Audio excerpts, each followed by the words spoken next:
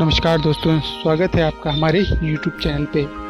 आज की जो मैं कहानी सुनाने वाला हूँ, उस कहानी में एक देवदूत होता है और वो धरती पर एक मरी हुई स्त्री की आत्मा को लेने के लिए आता है। लेकिन जब वो यहाँ पर धरती पर आता है तो वो देखता है कि इस औरत के 3 छोटी-छोटी लड़कियाँ हैं, जो कि अपनी माँ के पास बैठकर रो रही हैं और उनका कोई देखने वाला भी नहीं है। पति पहले मर चुका है, परिवार में और कोई भी नहीं है।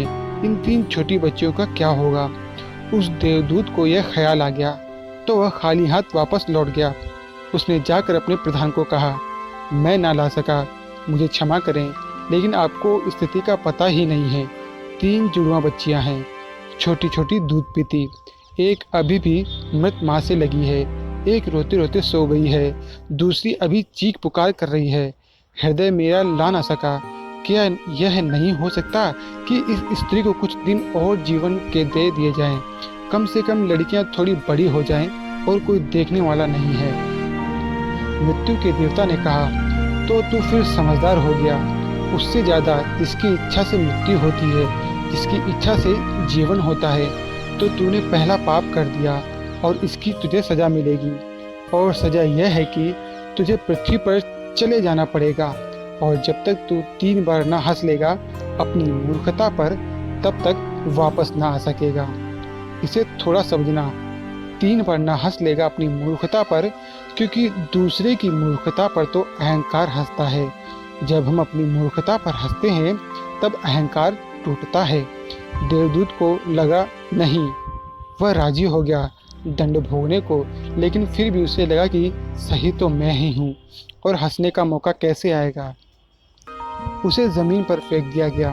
सर्दियों के दिन करीब आ रहे थे। एक मोची बच्चों के लिए कोट और कंबल खरीदने शहर गया था। जब वह शहर जा रहा था तो उसे राह के किनारे एक नंगे आदमी को पड़े हुए ठिठुरते हुए देखा। यह नंगा आदमी वही देवदूत है जो पृथ्वी पर फेंक दिया गया था।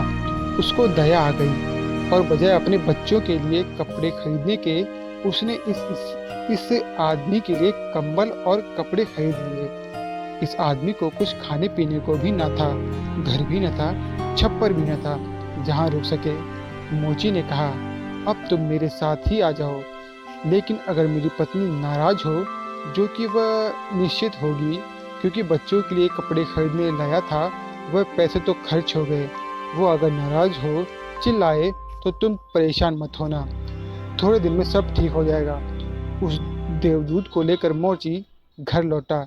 ना तो मोची को पता है कि देवदूत घर में आ रहा है और ना पत्नी को पता है। जैसे ही देवदूत को लेकर मोची घर में पहुंचा, पत्नी एकदम पागल हो गई, बहुत नाराज हुई, बहुत चीखी चिल्लाई और देवदूत पहली दफा हंसा। मोची ने उससे कहा, हंसते हो, बात क्या है?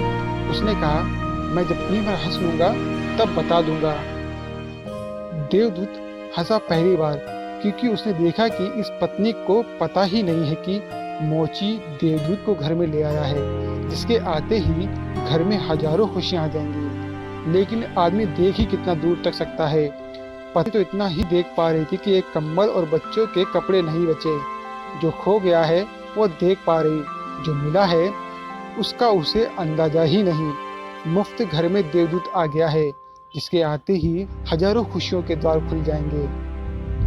तो देवदूत हंसा अपनी मूर्खता पर, क्योंकि उसे लगा यह पत्नी भी नहीं देख पा रही है कि क्या घट रहा है। जल्दी ही, क्योंकि वह देवदूत था, 7 दिन में ही उसने मोची लिया और उसके जूते इतने प्रसिद्ध हो गए कि मोची महीनों के भीतर ही धनी होने लगा। आधा साल होते होते तो उसकी ख्याति सारे लोक में पहुंच गई कि उस जैसा जूता बनाने वाला कोई भी नहीं। क्योंकि वह जूते देवदूत बनाता था, सम्राट के जूते वहां बनने लगे, धन अपरंपार बरसने लगा। एक दिन सम्राट का आदमी आया और उसने कहा, यह चमड़ा बहुत कीमती है, आसानी से मिलता नहीं, कोई भूल चूक नहीं करना। जूते ठीक इस तरह के बनाने हैं और ध्यान रखना, जूते बनाने हैं, स्लीपर नहीं। क्योंकि रूस में जब कोई आदमी मर जाता है तब उसको स्लीपर पहनाकर मरघर तक ले जाते हैं। मोची ने भी देवदूत को कहा, स्लीपर मत बना देना, जूते बनाने हैं, स्पष्ट आज्ञा है, और चमड़ा इतना ही है, अगर गड़बड़ हो गई तो हम मुसीबत में फंसेंगे। लेकिन फिर भी देवदूत ने स्लीपर ही बनाए। जब मोची ने देखा कि स्लीपर बने हैं तो वह क्रोध से आग बबूला हो गया। वह लकड़ी उठाकर उसको मारने को तैयार हो गया। तू हमारी फांसी लगवा देगा, तुझे बार बार कहा था कि स्लीपर बनानी ही है, फिर स्लीपर किस लिए बनाए तूने? देवदूत फिर खिलखिलाकर हंसा। तभी आदमी सम्राट के घर से भागा हुआ आया। उसने कहा, जूते मत बनाना स्लीपर, क्योंकि सम्राट की मृत्यु हो गई है। भविष्य अज्ञात है, सिवाय उसके और किसी को ज्ञात नहीं, और आदमी तो अतीत के आधार पर निर्णय लेता है। सम्राट जिंदा था तो जूते चाहिए थे, मर गया तो स्लीपर चाहिए। तब वह मोची उसके पैर पड़कर माफी मांगने लगा, मुझे माफ कर दो, मैंने तुम्हें मारा। पर उसने कहा, कोई हर्ज नहीं, मैं अपना दंड भोग रहा हूँ। लेकिन वह हंसा आज दोबारा। मोची ने फिर पूछा, हंसी का कारण? उसने कहा, जब मैं 3 बार हंस लूंगा तब बता दूंगा। दोबारा हंसा इसलिए कि भविष्य हमें ज्ञात नहीं, इसलिए हम आकांक्षाएं करते हैं कि जो कि व्यर्थ है। हम इच्छाएं करते हैं जो कि कभी पूरी ना होंगी। हम मांगते हैं जो कभी नहीं घटेगा, क्योंकि कुछ और ही घटना तय है। हमसे बिना पूछे हमारी नीति घूम रही है और हम व्यर्थ ही बीच में शोर भी बचाते हैं। चाहिए स्लीपर और हम जूते बनवाते हैं। मरने का वक्त करीब आ रहा है और जिंदगी का हम आयोजन करते हैं। तो देवदूत को लगा कि ये बच्चियां, मुझे क्या पता था कि भविष्य उनका क्या होने वाला था। मैं नाहक बीच में आया। और तीसरी घटना घटी कि एक दिन 3 लड़कियां आई, जवान। उन तीनों की शादी हो रही थी और उन तीनों ने जूतों के ऑर्डर दिए कि उनके लिए जूते बनाए जाएं। एक बूढ़ी महिला उनके साथ आई थी जो बड़ी धनी थी। देवदूत पहचान गया, ये वे ही 3 लड़कियां हैं जिनको वह मृत माँ के पास छोड़ गया था और जिनकी वजह से वह दंड भोग रहा है। वे सब स्वस्थ हैं, सुंदर हैं। उसने पूछा, क्या हुआ, ये बूढ़ी औरत कौन है? उस बूढ़ी औरत ने कहा, ये मेरी पड़ोसन की लड़कियां हैं। गरीब औरत थी, उसके शरीर में दूध भी न था, उसके पास पैसे लगते भी नहीं थे और 3 बच्चे जुड़वा। वह इन्हीं को दूध पिलाते पिलाते मर गई। लेकिन मुझे दया आ गई, मेरे कोई बच्चे नहीं हैं और मैंने इन 3 बच्चों को पाल लिया।